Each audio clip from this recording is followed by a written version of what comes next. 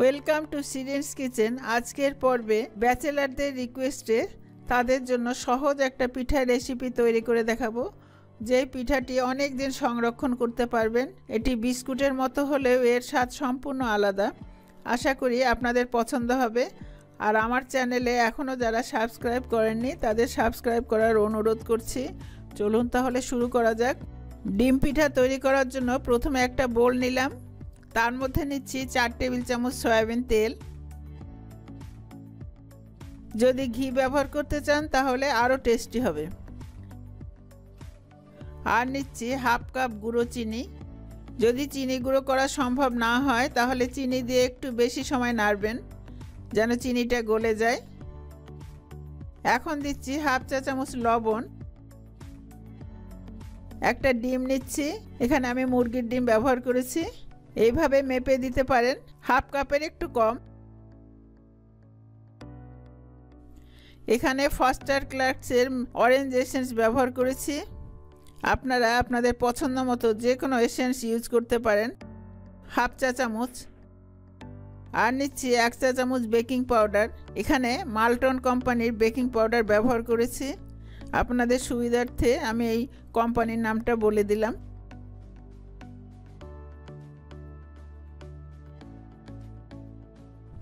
এবারে দিচ্ছি 2 কাপ ময়দা।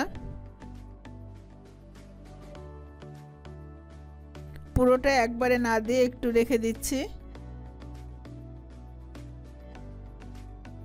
আর দিচ্ছি 1/4 cup full cream powder milk. এখানে কিন্তু রেগুলার মিল্ক ব্যবহার করা যাবে না। এবারে ভালোভাবে মিশিয়ে নিচ্ছি।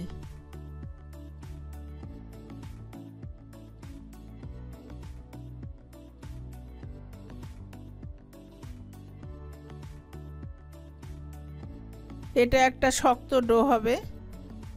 এখানে 1 টেবিল চামচ ময়দা থেকে গেল, 2 কাপ ময়দা থেকে। 10 মিনিটের জন্য ঢেকে রেখে দিচ্ছি।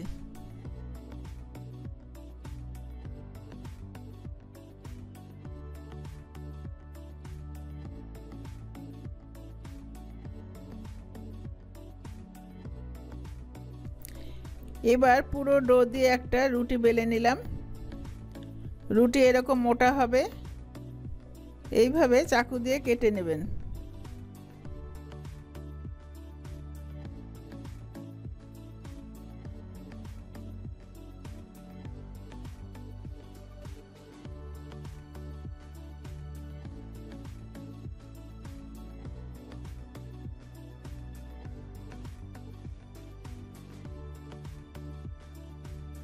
এখন পিঠাগুলো প্লেটে উঠিয়ে নিচ্ছি।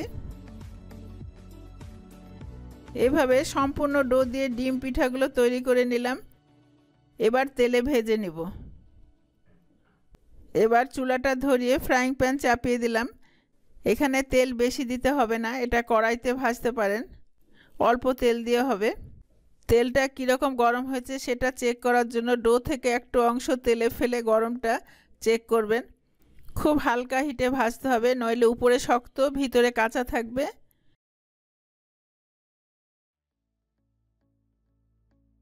চুলার জালটা লোতে রেখেছি, চামচ দিয়ে উল্টে দিবেন।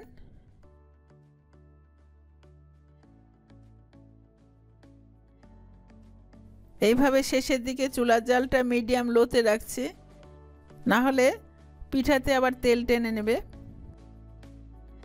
যেগুলো হয়ে গেছে সেগুলো উঠিয়ে নিচ্ছি, বাকিটা পরে উঠিয়ে নিচ্ছি।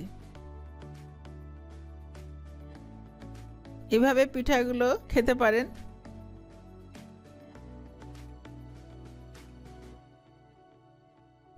এবারে আমি উপরে চিনির একটা কোটিং দিচ্ছি। চুলাটা ধরিয়ে দিয়ে ফ্রাইং প্যান চাপিয়ে দিলাম। এবারে দিচ্ছি 3/4 কাপ পানি। আর দিচ্ছি 3/4 কাপ চিনি। এখন জাল দিব 2 থেকে 3 মিনিট। হাতে নিয়ে এরকম আঠালো ভাব হবে এবং 2 আঙ্গুলে নিয়ে এভাবে করলে একটা তারের মতো হবে।